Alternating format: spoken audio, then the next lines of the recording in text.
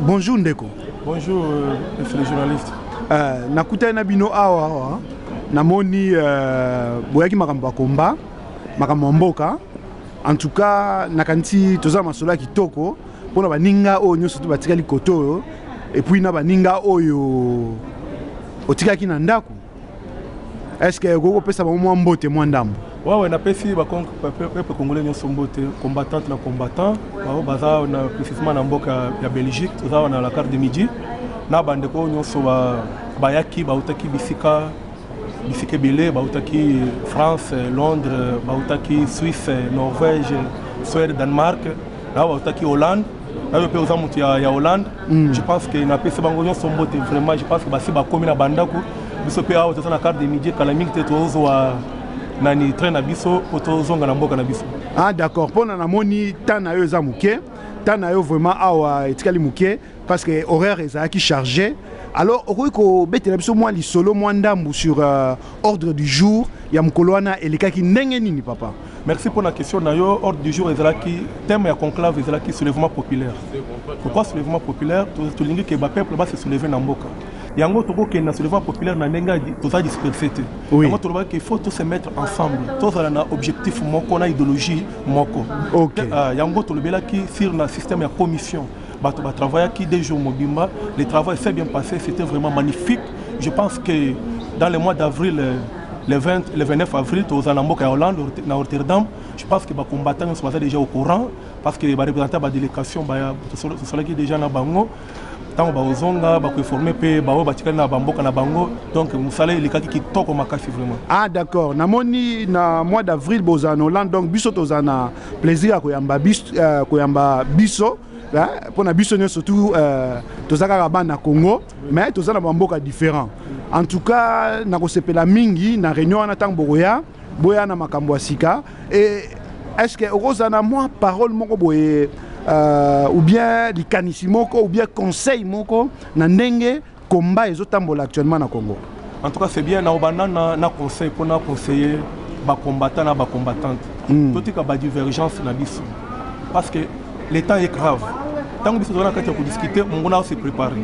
Tant que l'on a changé le calendrier électoral, c'était prévu que 2016 et comme que va pousser une année. Cela veut dire que l'ennemi est en train de se préparer. Si tu aimes le Congo, mettez ton casquette à côté, rassemblez-nous avec un même objectif. L'objectif de la mission c'est que Kanambe dégage dans son vrai nom de la comédie Joseph Kabila. Cela veut dire qu'on ne peut pas laisser le temps. Tant que nous avons Kachako, Makamwamike, Mike et Zabiente. Ce qui est kingani yakato sangana conclave eza pona koluka chef te koluka leader te eza to sangisa maele sikamoko. En français on dit lorsqu'on fait la politique c'est pour construire les idées ensemble. On ne fait pas la politique pour se servir ou bien pour gagner les états d'âme. On fait la politique pour servir. Quels sont les gens que nous allons servir? Ce sont nos frères qui sont précisément à Rutshuru, Walikali, Fizi, Sake, Minova, les gens qu'on est en train de violer jour au jour. Mon frère, si tu aimes ton pays, venez que nous soyons ensemble parce qu'on dit que l'union fait la force. Le temps est venu de se réunir, de mettre les divergences à côté. Soyons ensemble. Likamora Soukana, est-ce qu'on aurait précisé l'Issoussou, ce qui conclave sur invitation ou bien Congolais n'y surtout à Rugoya?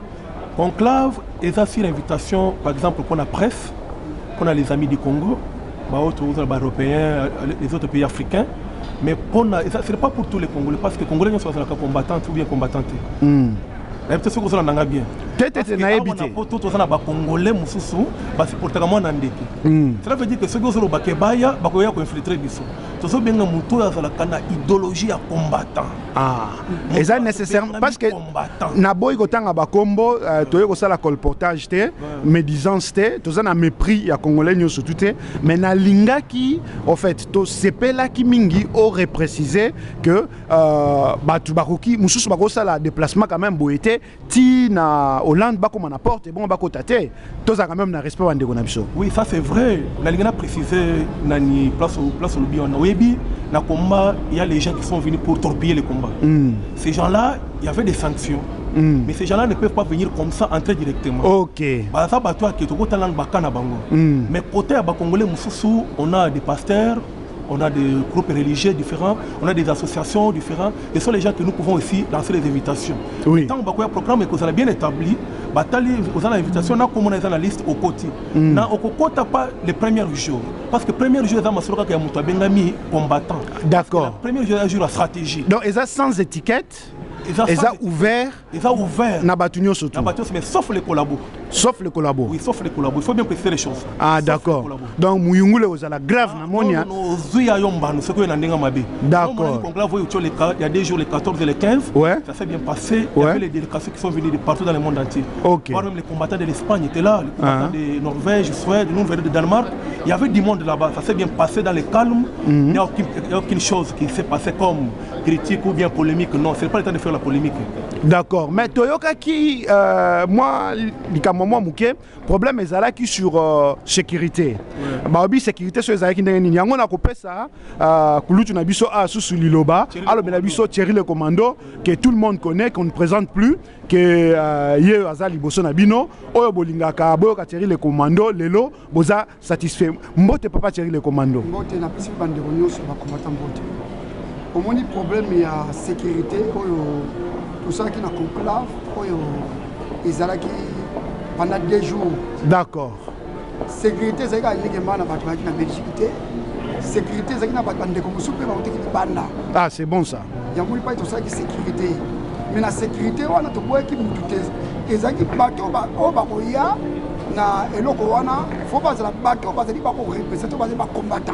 Et sur plan, il y a discipline. Il y a discipline, maman peut pas soutenir ma combat. Donc, il y a qui concert, il y a musique, il y a qui te ça pour ma tout ce que l'amboka, tout est négligé, tout ça là. Souvent populaire na Congo. D'accord. Il y a calendrier année Oyo. Ah d'accord. Et là, il y a qui place Wana. Donc, idée à calendrier commun pour la discipline et puis surtout pour la code, il y a conduite, il y a la déontologie à combattant. Est-ce que au moins il y a malam cause un calendrier moko unique. Calendrier unique exact pour tous les combattants nyonso. Pour tout tambola boboko, tout tambola bo tabate. Ah d'accord. Combat les lots, bah tu vas me tambola pour la tabac. Ok. Il y a un moni, tout ça qui est sécurité pour y avoir côté parce que tout ça peut avoir collabo parce que na combat mais tout ça qu'on mène enquête na bango na service renseignement la kata Danemark. Ah d'accord. Na ça enquête na partout so aux amoto olia na ko sonité aux la maman botingo za papa na ko chao devant peuple congolais ba ko juger yo. Ok d'accord. Il y a un moni na sécurité to boy mototé et ça individu moko oya yaki tant to bien ko contacter ako ko sala bandi na minute ako ko loba na putu bandi wala alobi pona bisote ako ko loba po apesa yi kanambe mayele kanambe ne muto ko seka ye biso ba komata to ko seka ye te parce que yale kina bandi do no ba boba ko na conclave il fallait atuna tina ni ba ko kotsa ye. Ah, et ça qui donc problème mon kaka ils ont des critères ya ils ont problème problème il y a Belgique entre bango na bango. Ah d'accord. Les deux pays sous ça n'a rien à voir avec les combats donc il y a un problème privé. Privé. Après les deux comptes sous désordre bon aïe à l'objet du jour wana à sali bande qui partout au marche il y a les 15 et alité tout coup biso sur na conclave. Nous avons tout coup biso nyonso. Tout le monde est avant de voir la caméléon. Donc, il y a deux faces à couleur. Oh, il y a solo un. Il y a changé. Et il y a une couleur. Mais il y a une matière de sécurité. Donc, il y a des quotas pour Atala, à qui de ça. Kabila rapport. Kabila rapport. Le roi il y a ambassade, il y a ceux qui sont rapport là-bas.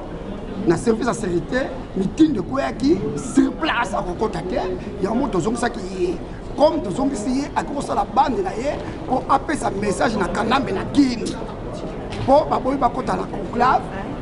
Après na ngo to yoko sur batu musuba yaki oyo batu ba bomisi batu na mboka ba ngo soki ba batu kungubila bango mpe bakɔtaki te torefusaki bango na porte okoya mitindo ezali kokwea ekweyaki torefusaki bango. Ah, tokomi siko na précision parce que moi flou ezalaki bayimboka mwa ndambo balingaki koya mais banda koyeba te bakokende na lokolo nini lokola mobali ou bien lokola mwasi kotika na katikati ou bien ndenge nini siko tokomi koyeba mwa ndambo lisolango ezalaki ndenge nini mais pona réunion oyo ekozala na Hollande na mois d'avril est-ce que ba mesure de sécurité eza ba mesure moko est-ce que moto akoki ko se déplacer aya ou bien il faut abenga moto moko avant aya omoni na combat na tant combat bandaki porte ezaki ouvert pour tous les motos parce que traite ezalaki te ozona ko traite ezalaki te mais filtré bazalaki te mais na minute oyo ezapele ba combattant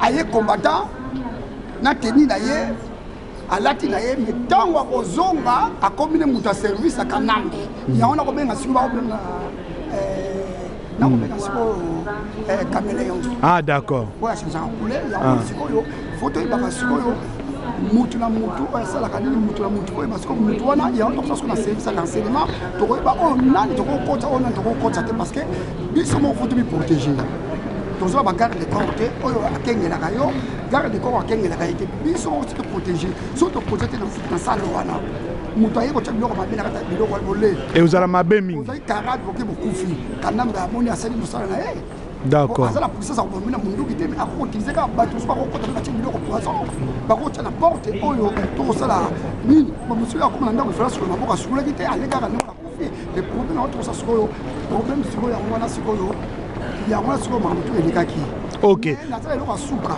oyo nakobeta sete. D'accord, un dernier mot parce que tant bapesa biso na ebite so bobo pesa tous les partis nyonso. D'accord. Oyo ezali na diaspora oyo akotambola botaba toza kosala ratissage ya kokanga baparti wana tokangaki baeglise mosusu oyo bazali bakola